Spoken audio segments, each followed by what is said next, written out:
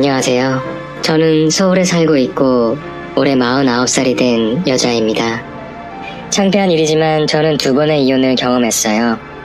그 2번의 아픔이 너무나 커서 이제 정말 다시는 누군가를 믿을 수 없을 것 같습니다. 특히 최근에 2번째 이혼 과정에서는 충격이 너무나 커 다니던 직장도 그만두고 정신과 진료를 받고 있네요.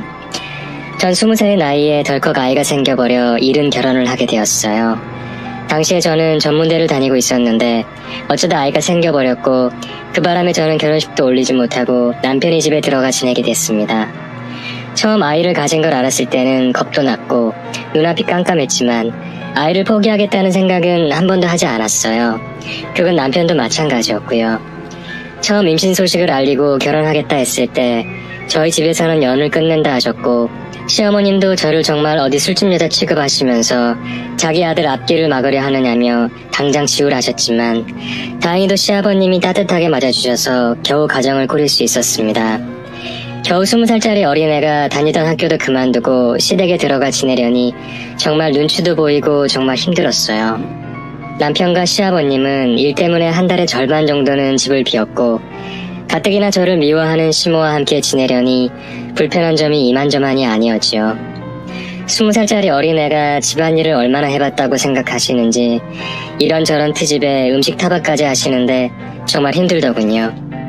근데 그렇게 갖은 구박에 배부른 며느리한테 집안일은 다 시키면서도 시아버님이랑 저희 남편이 집에 있을 때는 잘해주는 척을 하는데 정말 그 가증스러운 모습은 눈뜨고 보기 힘들더라고요. 그렇게 점점 배는 불러왔지만 남편도 한참 놀고 싶은 나이에 가장이 되다 보니 힘들었는지 지방 현장 일을 마치고 돌아오면 친구들을 만나러 나가기 일쑤였고 허구한 날 술을 마시러 돌아다니는 통에 정말 얼굴 한번 보기도 힘들었죠. 가증스럽게 구박을 해대는 시모, 너 때문에 내 인생 망쳤다고 밖으로만 놔두는 남편, 더 이상 내 딸이 아니라는 친정, 어디 하나 마음 둘 데가 없었던 그 당시 저를 아껴주시던 분은 시아버님 한 사람뿐이었어요. 입덧이 심할 때도 사람들 밥 먹는데 지저분하게 뭐하는 짓이냐며 나무라는 시모와 남편을 데려 나무래주시고 저만 데리고 나가 맛있는 것도 사주시곤 하셨죠. 그렇게 몇 달이 지나 저는 예쁜 딸아이를 낳게 되었어요. 하지만 이제 행복한 일만 남았다고 생각했던 저는 또다시 하늘을 원망하게 되었습니다. 태어난 지 며칠이 지나도 우리 아기는 저와 눈을 마주치지 않았고 눈에 초점을 잃은 채 눈동자는 하늘만 바라보고 있더군요. 선천적 시각장애. 그렇게 저희 아이는 세상에 태어나 빛 한 번 보지 못하는 시각장애인이 되었습니다. 살다가 후천적으로 시력을 잃는 분들도 많으시지만 그분들은 그래도 태어나 엄마 얼굴, 하늘, 바람 이런 것들을 본 적이 있잖아요. 우리 아기는 태어나서 아무것도 본 적이 없습니다. 빛조차 허락되지 않았으니까요. 아이가 장애가 있다는 걸 의사선생님께 처음으로 듣던 날 남편은 말없이 나가버렸고 시모는 어디서 이런 걸 낳았냐며 제게 고래고래 소리를 지르시더군요. 어찌나 소리를 질러대는지 병원 사람들이 놀래서 달려올 정도였습니다. 애는 저 혼자 낳았나요? 너 때문에 네가 들어온 후로 우리 집에 되는 일이 하나도 없다며 울고 불고 그 생난리를 치는데 누가 보면 제가 사람이라도 죽인 줄 알겠더군요. 시부는 묵묵히 듣고 있다가 시모를 데리고 나가셨고요. 저 혼자 남아 눈도 마주치지 못하는 아이를 안고 하염없이 눈물만 흘렸습니다. 우리 아기 비록 아픔 보지 못하지만 느낌으로 제가 자기 엄마인 줄 알더군요.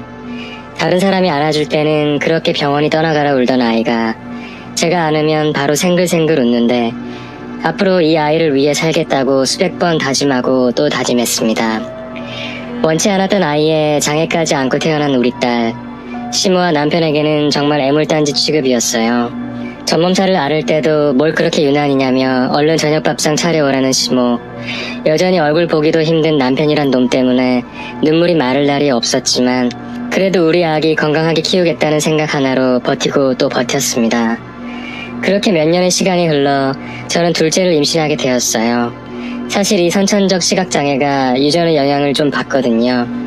저희 큰아버지가 시각장애인이신데 크게 영향을 주진 않지만 시모가 뒤늦게 그 사실을 알고 사기 결혼이라고 뒤집어 놓는 통에 크게 소가리를 한 적도 있었고요. 자라보고 놀란 가슴 소뚜껑 보고 놀란다고 첫째 아이의 사례가 있어 둘째를 낳기까지 마음고생도 참 많이 했습니다. 다행히도 둘째는 건강한 남자아이였어요. 첫째에게는 미안하지만 저도 사지 멀쩡하게 태어나준 둘째에게 너무나 고마웠습니다. 하지만 그때부터 전 남편이 차별은 시작됐어요.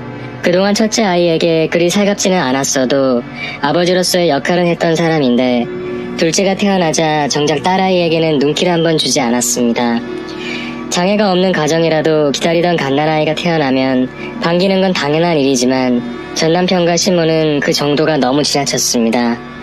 첫째 아이 병원 갈 때나 학교에 입학하게 되었을 때는 바쁘다며 한 번도 데려다 준 적도 없는 사람이 둘째에게는 지극정성에 첫째가 둘째 아이 한번 만져보려고 다가오면 무슨 병균 닿는 것처럼 소스라치게 놀라면서 근처에도 못 가게 하더군요. 앞이 보이지 않으니 아직 어린 첫째가 갓난아이를 안고 하면 다칠 수도 있죠. 하지만 그런 조심스러운 정도가 아니라 아예 첫째 아이를 다치도 못하게 하는 거예요.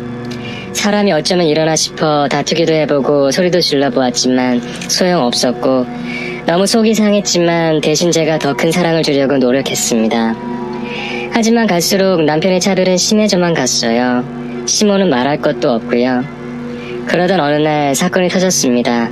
둘째가 옹알이를 시작할 무렵 첫째가 학교에 다녀와서 둘째를 못 보고 건드리는 바람에 넘어져 이마가 살짝 찢어지는 일이 있었는데 그걸 보고 남편이 딸아이를 심하게 밀어 넘어뜨려 버렸어요.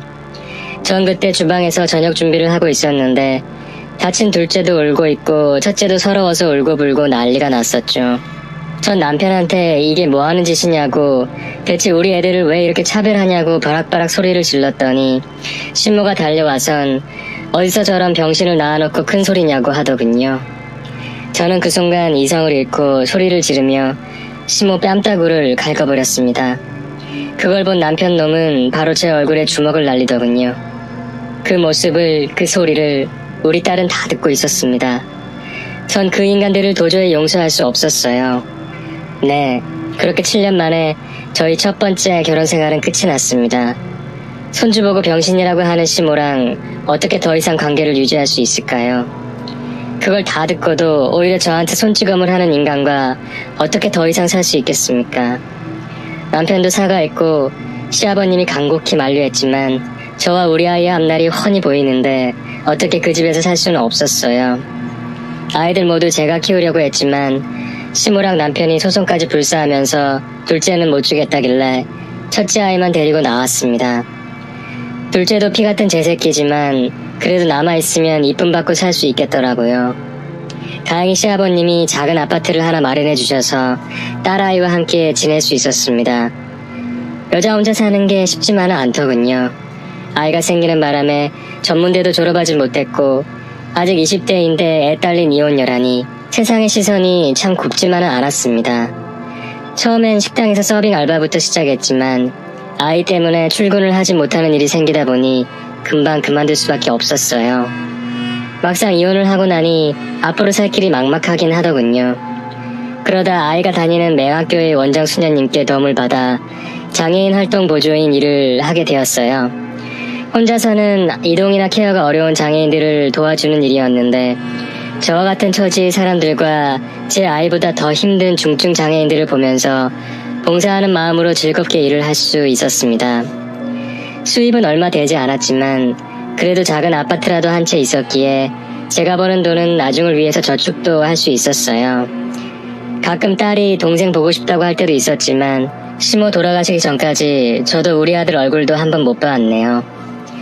독한 시모는 죽을 때까지 저희 만나면 우리 둘째도 시력을 잃지 않을까 걱정했다고 해요. 참 사람의 신념이란 게 무섭죠. 천륜도 끊을 정도라니.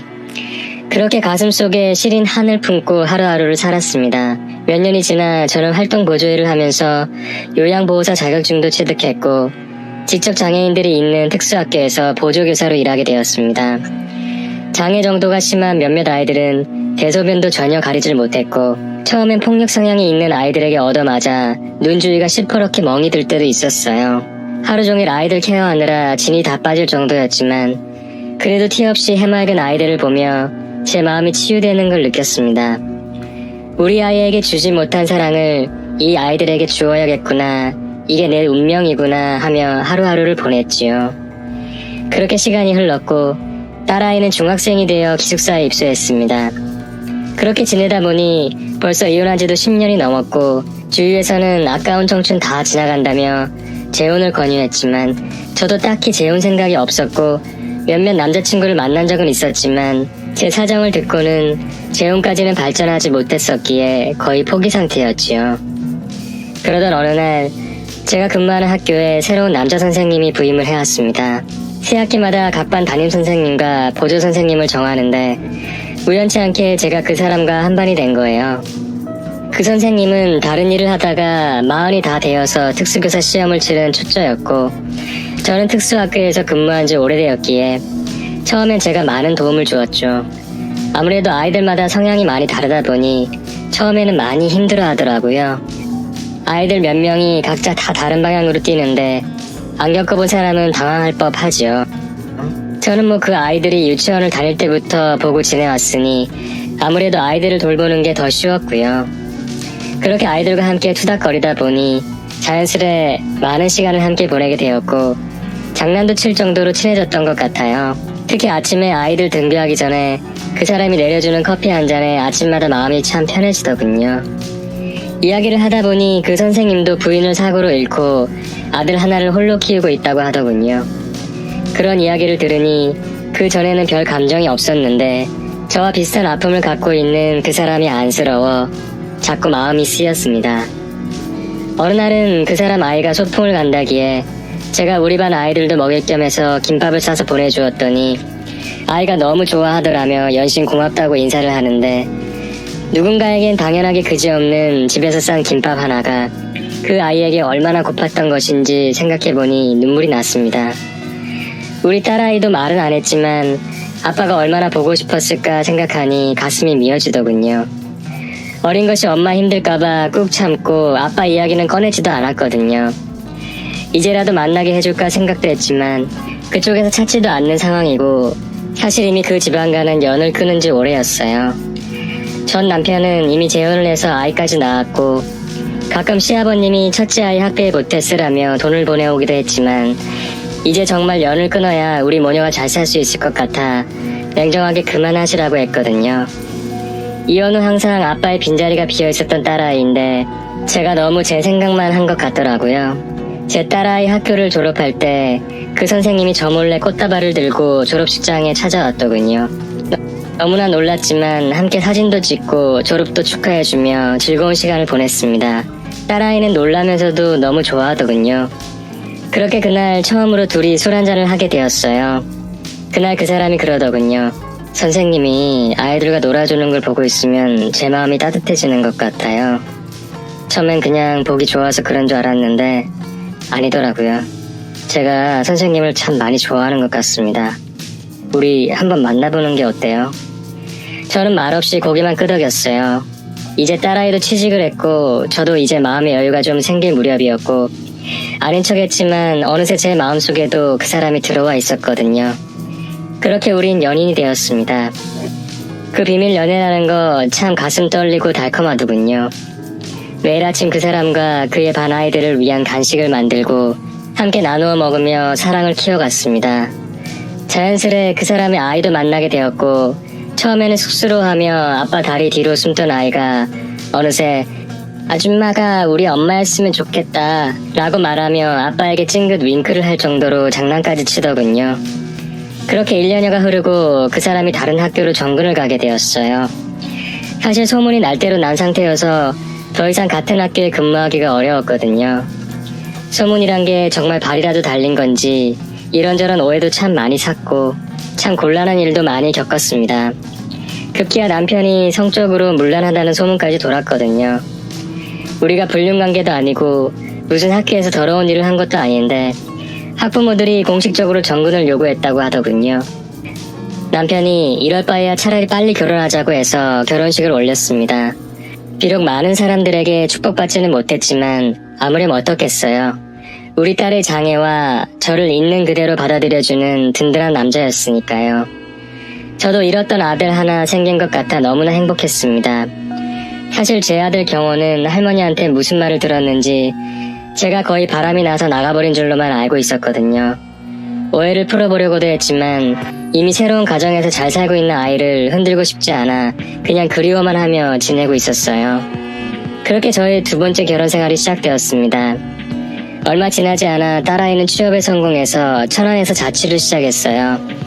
처음으로 떨어져 지내는 거라 못내 걱정이 되었지만 안내견도 있고 어차피 언젠가는 혼자서 생활해야 하기에 이를 꽉 깨물고 자취를 허락해 주었죠. 남편은 생활이 불편하지 않게 방 안 가구 모서리마다 보호대를 설치해 주었고 벽마다 손잡이도 설치해 주었어요. 어찌나 세심하게 챙겨주던지 너무나 든든했습니다. 아, 나에게도 정말 행복이라는 게 시작되는구나. 나도 행복할 자격이 있구나. 생각하며 행복한 삶을 지냈습니다. 서로 위로해주고 서로 이해해주는 한 사람이 있다는 게 정말 행복한 일이더군요. 딸아이는 주말마다 집에 왔고 그때마다 남편이 천안까지 데리러 가고 또 직접 데려다 주기도 했습니다. 이제는 정말 제 아들이 된 성민이도 누나를 잘 따랐고요. 어릴 적 동생에 대한 기억이 남아있는 딸아이도 무척이나 좋아했어요. 그렇게 행복할 줄만 알았던 저희 두 번째 결혼 생활은 얼마 되지 않아 산산조각이 났습니다. 결혼한 지 1년쯤 되었을 무렵이었어요. 마침 주말인데다 아들 승민이도 태권도장에서 수련회를 간 참에 저는 오랜만에 친구들과 술자리를 갖게 되었습니다. 남편에게도 조금 늦는다고 말하고 거의 20년 만에 만난 친구들과 노래방도 가고 수다도 떨며 즐거운 시간을 보냈죠. 그렇게 12시가 좀 지나 들어선 집은 왠지 모르게 스산한 기분이 들었습니다. 제가 조금 늦었다고 해도 주말이라 집 안에 있을 딸아이는 엘리베이터 열리는 소리만 들어도 절 맞이하러 달려나올 아이인데 조용했고 남편도 일찍 잠들었는지 아무도 나와보지 않더군요.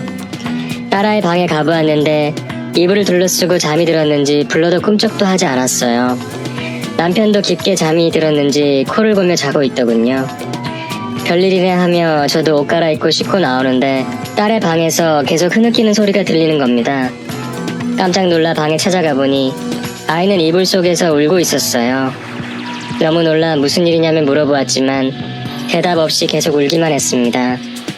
오랜만에 집에 왔는데 말없이 계속 울기만 하니 답답하기도 하고 속이 상했지만 그냥 안 좋은 일이 있었나 보다 생각하고 꼭 안아주었습니다.